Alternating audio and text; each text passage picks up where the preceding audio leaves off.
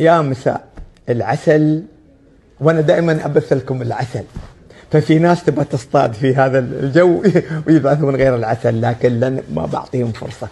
اول شيء، اذا كان السعوديه والشعب السعودي فهموا فهم غير صحيح عني انا، اني انا مثلا يمكن اسأت او يعني ما وفقت في بعض التصرفات او الكلمات، فانا اعتذر للجميع، لان في تصرفي هذا اللي سويته وانا اعرف مكانة السعودية ومقدر انها مو انا بس، العالم كله يعرف، وعرف الملوك والامراء والشعب السعودي كم بذل وصرف ولا زال يصرف المليارات تلو المليارات سنويا، والحكومة ماخذة على عاتقها هذا الصرح الجميل، وكل سنة بالتطوير والتجديد، وكل سنة باذله القصارى جهدها من أجل رفعة المسلمين ورفعة الإسلام ورفعة راية الإسلام.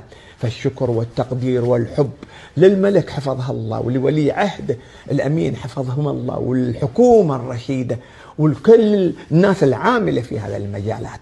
فإن فهمت غلط لا تفهموني غلط، انتم تحبوني وانا احبكم، لا تجعلون حد يصطاد في الماء العكر، وانا عموما ما اعمل ماء عكر، ولكن يا السعوديين لا تاخذون على خاطركم مني مول، لاني انا احبكم ومخلص لكم وبتم مخلص لكم مهما الاحداث، مهما الظروف، مهما حدث من حدث، حبي لكم للابد.